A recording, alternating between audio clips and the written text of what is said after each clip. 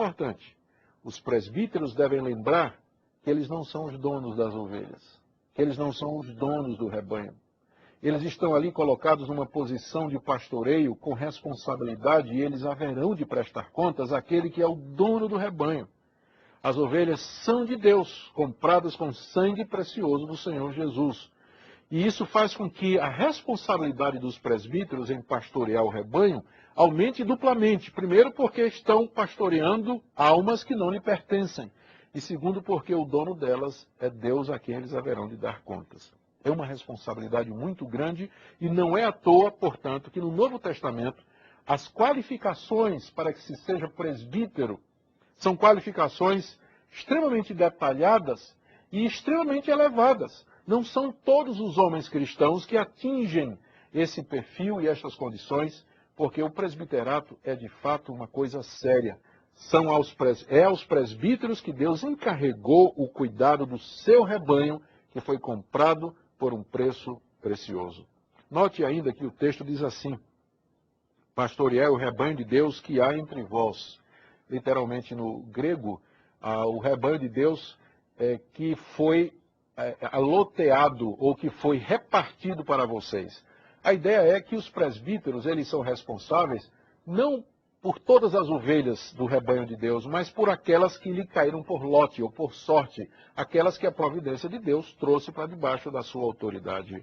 Isso também é muito importante, até para nos aliviar e nos lembrar que o sistema correto é que onde há um rebanho, ali também há os seus líderes eleitos da forma correta e que vão governar aquele rebanho da forma correta. Eu não sou responsável pelas ovelhas de outros, mas há o rebanho de Deus que há entre vós. Essa expressão significa que nós temos responsabilidade para com aqueles que Deus colocou debaixo do nosso cuidado.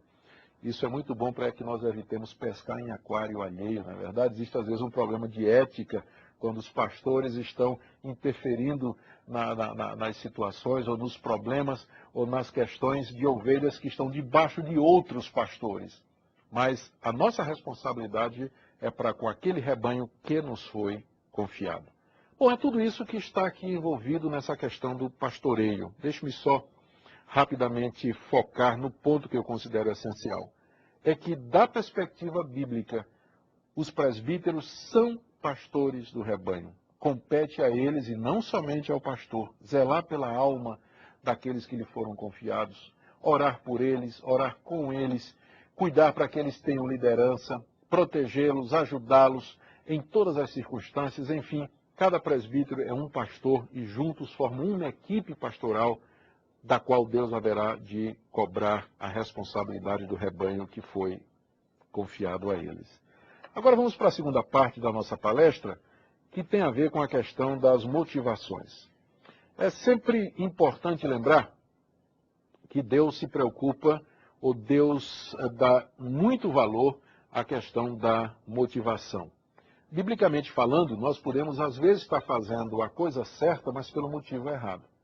Às vezes nós podemos estar exercendo ou fazendo a obra de Deus, mas estamos buscando glória, recompensa financeira, sucesso, popularidade, enfim, qualquer outra recompensa que não realmente o desejo de agradar a Deus. É por isso que o apóstolo Pedro, ao dar as instruções aos presbíteros para que pastoreiem o rebanho de Deus, ele coloca sob a forma de 3 antíteses ou 3 contrastes as motivações erradas e certas que devem acompanhar o presbiterato. As erradas que não devem, é claro, e as certas que devem acompanhar o presbiterato. A primeira tensão que nós vemos aí, o primeiro contraste, é colocado no verso 2, quando ele diz assim: pastoreai o rebanho de Deus que há entre vós, não por constrangimento, mas espontaneamente como Deus quer. Aqui nós temos a questão da motivação, da espontaneidade. O motivo errado pelo qual alguém se torna presbítero é o que Pedro chama aqui por constrangimento. Eu já vi isso acontecer. A família indicou, a esposa indicou, os amigos disseram: você tem que ser presbítero, aceite concorrer. Ou pressões outras aconteceram que a pessoa acabou concorrendo ao presbiterato, foi eleito, mas ele está ali pelo motivo errado. O motivo certo, diz o texto, é que ele deve fazer isso espontaneamente como Deus quer. Ou seja, ele deve ser motivado por Deus, ele tem que ter um chamamento, uma compulsão divina, uma compulsão que procede do desejo de servir a Deus naquele ministério, de buscar a glória de Deus no serviço aos santos, de zelar pela alma daqueles que foram confiados. Boa parte dos problemas que nós encontramos no presbiterato, na Igreja Presbiteriana do Brasil, é que pessoas foram para ali conduzidas constrangidas, ou seja, não foram pelo motivo correto, que é um desejo espontâneo do coração de pastorear o rebanho de Deus. E aqui nesse ponto eu gostaria de fazer um comentário que eu traria mais para a nossa reflexão, já que nós estamos estudando a questão do presbiterato bíblico. É muito frequente nas nossas igrejas que nós vejamos o diaconato como sendo um passo anterior ao presbiterato, quando na verdade são duas funções distintas. Porque não se pede do diácono que ele seja pastor. O diácono ele tem a ver mais com a administração da casa de Deus, das coisas pertencentes ao serviço divino. Enquanto que aos presbíteros se pede que pastoreiem um rebanho. Frequentemente nós vemos que as igrejas entendem que o diaconato é uma espécie de presbiterato inferior. E que primeiro a pessoa tem que cumprir o diaconato para depois ser promovido a presbítero, como se o presbiterato fosse um diaconato glorificado ou coisa similar. Então, para mim, isso é um erro de estrutura na nossa igreja. São duas funções distintas, são dois perfis distintos. Quem entra no presbiterato deve entrar por vocação, por chamado, porque ele vai pastorear o rebanho. Não estou dizendo que, eventualmente, alguém que começou como diácono não possa sentir o desejo, a vontade, o chamado de Deus para servir como presbítero.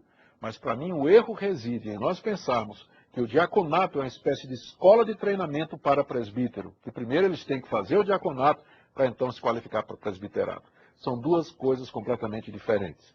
Eu acho, creio, baseado na palavra de Deus, que ser presbítero, pastor do rebanho, tem a ver com um chamamento divino. Há um perfil, há uma qualificação.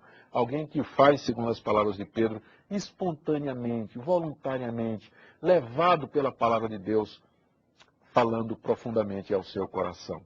Essa é a primeira diferença, ou são as duas motivações diferentes colocadas por Pedro.